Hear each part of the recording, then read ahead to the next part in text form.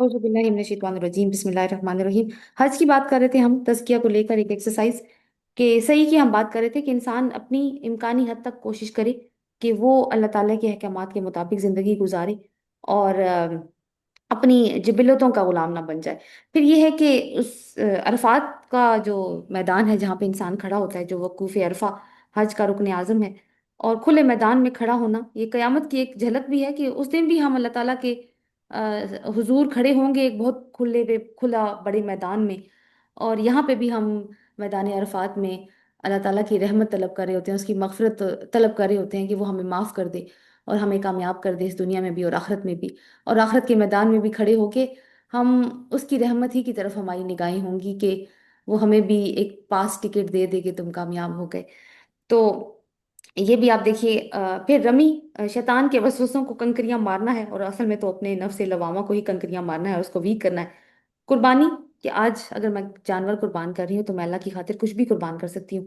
फिर बाल कटवाना, कि अल्लाह की खातिर ज़ेबाइश को छोड़ना। ये एक छोटा सा ओवरव्यू था। फिर आप देखिए कि जब हम हज पे जाते हैं तो अल्लाह ताला कहता है कि अपने सामान में एक चीज़ ज़रूर रखना, वो भूलना मत। और वो क्या चीज़ है, क्योंकि सामान तो लेके जाना ही होता है ना साथ। तो अल्लाह ताला कहते हैं वो तज़व्वदू फ़इन्ना खैर ज़ादी तक़वा। कहता है कि ज़्यादा सफ़र ले लिया करो, और सबसे बेहतरीन ज़्यादा सफ़र तकवा है। वो तकवा लेके जाना मत भूलना, क्योंकि क्योंकि तुम हर चीज़ रख लेते हो, बस तकवा ही नहीं रखते। और फिर आयत नंबर 197 अल बकरा में ही फरमाया, ये हज के लिए, हज के अहकामात के लिए, कि जब तुम हज पे जाने का इरादा कर लो तो फला रफसा फला फसूका फला जिदाला फिल हज, ना शावानी बातें करनी है, ना गुनाह करना है, ना झगड़ा करना है। तो ये सब भी तज़किया ही से जुड़ते हैं, चूंकि इज्तिमाई इबादत है, तरह तरह के लोगों से वास्ता पड़ता है, तो बर्दाश्त और सब्र की भी बहुत शदीद मश्क होती है। फिर गर्मी, रश, थकावट और एग्जर्शन भी बहुत ज़्यादा होती है, उसकी वजह से गुस्सा आना भी नेचुरल सी बात बन जाती है। और झगड़ा हो गया तो आपको पता है कि वो इंडिकेटर टूट जाएगा जो अल्लाह ताला ने ऊपर दिया है। तो ये, क्योंकि गुस्सा करना क्या है, इंसानी जिबिलत है, तो उसको रोक के रखना है, उसको काबू में रखना है। और इसके अलावा अल्लाह ताला का कसरत से जिक्र भी हज के मकासद में से एक है, जिसको पीछे भी हमने डिस्कस किया। लेकिन अगर मकसद हाजी साहब कहलाना है और किरदार में कोई तब्दीली नहीं, तो फिर मसला अगेन मेरे ही अंदर है।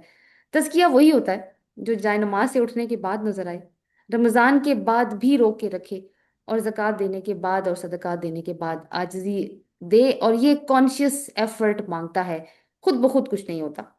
तो हमने नमाज, रोज़ा, ज़कात, हज का भी मकसद समझ लिया। अगर हम इनके पास ट्रेनिंग लेने के लिए जाते हैं ना, तो ही काम बनेगा। लेकिन अगर हमने ही इनको बस नमाज पढ़ना ही हमारा मकसद है या रोज़ा रखना ही मकसद है, फिर कुछ हासिल नहीं होगा। तो इबादत महज रसूमात नहीं है, बल्कि पावर सोर्सेज हैं। नमाज, रोज़ा, ज़कात, हज, ये वो चार्जिंग पॉइंट्स हैं जो हमारे नफ्स के तकवा को पावर देने के लिए फराहम किए गए हैं।